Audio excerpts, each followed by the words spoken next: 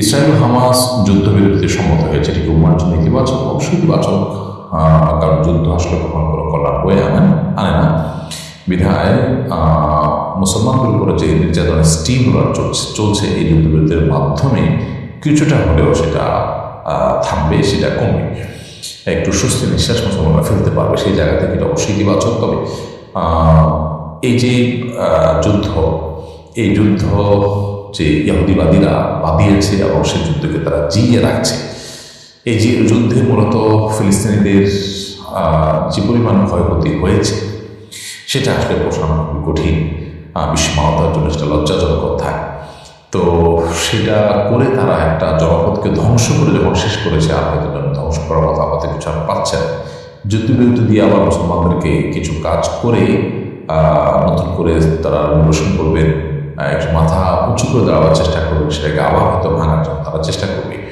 সেই জন্য তারা যুদ্ধবিরতি দিয়েছে কিনা জানি না, যে সব ভাঙা শেষ হয়ে গেছে, সব ধ্বংস করা শেষ হয়ে গেছে, এখন আর যুদ্ধ করার সুযোগই হয়তো এবার রাখেনি, তারা সেভাবে মেসাকার করেছে। সেজন্য যুদ্ধবিরতি দিয়ে আবার মুসলমানদেরকে গুছিয়ে আনার সুযোগ দিয়ে সর্বশান্ত করার চেষ্টা করবে কিনা আল্লাহ তাআলা ভালো জানেন। তো এই জন্য আপাত দৃষ্টিতে এটি স্বস্তির এবং আনন্দের হলেও প্রকৃত অর্থে এটা আমাদের জন্য নানা কারণে সংখ্যার ঘটে। বিধায় আমরা আল্লাহ সুবহানাহু ওয়া তাআলার কাছে শুকর আদায় করছি। ঠিক একই সঙ্গে আমরা আশা করব যে পৃথিবীর মূলমাত্রা যারা আছেন, দায়িত্বশীল যারা আছেন, তারা এখানে দায়িত্বশীল ভূমিকা রাখবেন এবং যুদ্ধ চিরতরে বন্ধের উদ্যোগ তারা করবেন। ঠিকবার আমাদের আপনার প্রশ্ন আপনি লিখেছেন, ঋণ রেখে নিজের উপার্জিত টাকা দিয়ে ওমরা করতে পারবো কি? উল্লেখ করে ঋণ পরিশোধ করছে অল্প অল্প করে, তবে বিগত কয়েক বছর ধরে খুব ইচ্ছে করছে ওমরা করবার জন্য। বা একবার আপনার ঋণ পরিশোধ করবার জন্য যদি আপনি কোনো একটা সিস্টেম ঠিক করেন, কিস্তি করে নেন এবং সেটা সিস্টেমিক্যাল ওয়েতে পরিশোধ হতে থাকে, আপনার যে প্রাপক যার কাছ থেকে নিয়েছেন তিনি যদি আপনাকে সেই ঋণ এভাবে কিস্তিতে নিতে প্রস্তুত থাকে, তাহলে সেক্ষেত্রে আপনি ওমরা করতে পারেন, অসুবিধা নেই। অর্থাৎ আপনার এই ওমরা এটা যেন ঋণের টাকা না দিয়ে ওমরা করা না, যেহেতু ঋণের টাকা আপনি অল্প করে দিচ্ছেন, সিস্টেম করে নিয়েছেন, অতএব সেই সিস্টেম ঠিক রেখে ওমরা করতে পারলে আপনি করবেন। তবে এক্ষেত্রেও যদি আপনি ওমরা না করে সে টাকা দিয়ে আপনার ঋণ কমিয়ে ফেলতে পারেন, দিয়ে ফেলতে পারেন, সেটা অবশ্যই আপনার জন্য অধিকতর উচিত হবে এবং উত্তম হবে। ঋণগ্রস্ত হয়ে আপনি ঋণের টাকা বাকি রেখে ওমরা করা আপনার জন্য প্রশংসনীয় বিষয় না। আপনার মন চাচ্ছে অনেক বছর ধরে, সেটা বুঝতে পেরেছি, কিন্তু মনের চাওয়ার চাইতে আসলে আল্লাহ রাব্বুল আলামিনের চাওয়া পূরণ করাটাকে বেশি গুরুত্বপূর্ণ মনে করতে হবে। ঋণ পরিশোধ করাটাকে আল্লাহ সুবহানাহু ওয়া তাআলা আবশ্যক করে দিয়েছেন। বিধায় আবশ্যিক কাজ বাদ রেখে বা আবশ্যিক কাজ যেন ত্বরান্বিত হয় করতে, সেটা না করে আপনি যদি তুলনামূলকভাবে কম গুরুত্বপূর্ণ কাজ যদি করেন, তাহলে সেটা অবশ্যই প্রশংসনীয় হবে। এমনি তানভীর হাসান আপনি লিখেছেন, অনেক মানুষ হুজুরদের ধর্ম ব্যবসায়ী করেন, এ নিয়ে কিছু বলবেন? দেখুন ভাই তানভীর, আলেমদেরকে ধর্ম ব্যবসায়ী যারা বলেন, এই চক্রটা মূলত ধর্মবিদ্বেষী। এরা জানে যে এদেশে মানুষ ধর্মপ্রাণ, তো ধর্মপ্রাণ মানুষরা এদেশে আলেমুলামাদের কারণেই মূলত ধর্মপ্রাণ। তো সেজন্য আলেমুলামাদেরকে ধর্মবিরোধী কিছু তো বলে তারা পার পাবে না জানে, এই জন্য তাদেরকে ধর্ম ব্যবসায়ী তকমা লাগিয়ে নিজের মন ঝাল মেটাবার চেষ্টা করে। এক শ্রেণীর রাজনীতিবিদরাও আলেমদেরকে ধর্ম ব্যবসায়ী করে, কিন্তু আপনি দেখবেন প্রকৃত অর্থে সে রাজনীতিবিদরা ভোটের জন্য, ক্ষমতা আসার জন্য নানা সময় তারা ধর্মের ব্যবহার করে, ধর্মীয় কালচার, কৃষ্টি, ধর্মীয় পোশাক এগুলো ব্যবহার করেন, ধর্মীয় প্ল্যাটফর্ম ব্যবহার করেন।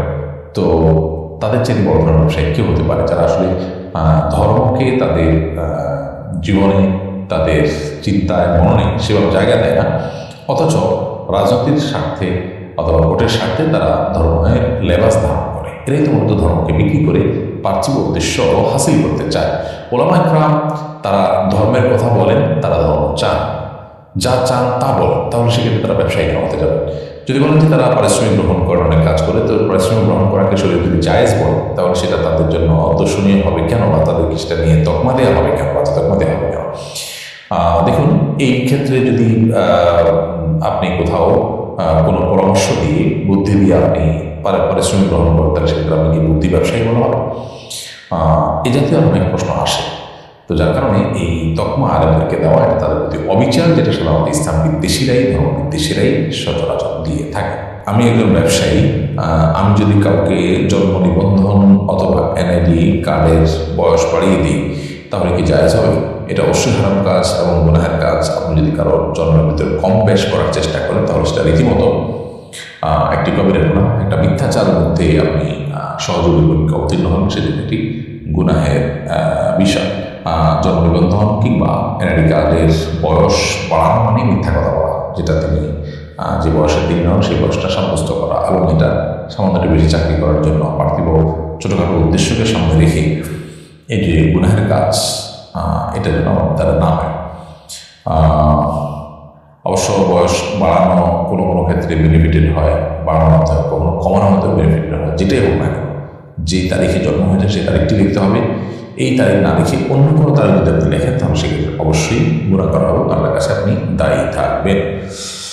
বিধায় এই ব্যাপারগুলো আমাদের সতর্ক থাকতে হবে। আমাদের অনেকে আছি যারা বাবা মা এবং স্বয়ং শিক্ষক পর্যন্ত দেখা যায় সন্তানের জন্মের যে তারিখ সেই তারিখটাকে হেরফের করে লেখেন একটু সামান্য পার্থিব সুবিধা পাওয়ার জন্য। এটা খুবই আপত্তিকর বিষয় যে স্বয়ং বাবা মাই যদি অন্যায় করে সন্তানরা কার কাছ থেকে শিখবে।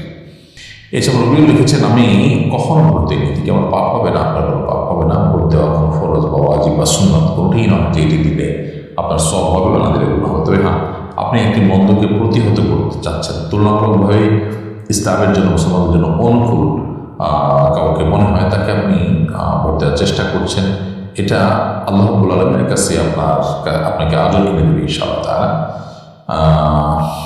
তবে আপনি ভালো কেউ নির্বাচিত হোক সেটা চাইলে, মন্দ কেউ যেন না আসতে পারে চেষ্টা করলেন, সেটা আপনার সাথে থাকলে করবেন। কিন্তু আপনি ভোটারই হন, তো ভোট দেওয়ার অপশনই আসে না বা ইচ্ছে কিন্তু ভোট দেন, এর কারণে আপনার কোনো গুনাহ হবে না। ব্যাপারটা এরকম না যে ভোট দেওয়াটা ফরজ কিংবা ওয়াজিব। ভোট দিলে আপনি ন্যায়সম্মত ভোট দিবেন, অন্যায় ভোট দিবেন না এবং অন্যায়কে রোকবার জন্য দিবেন, এটা আপনার কর্তব্য, সেটা ভিন্ন বিষয়।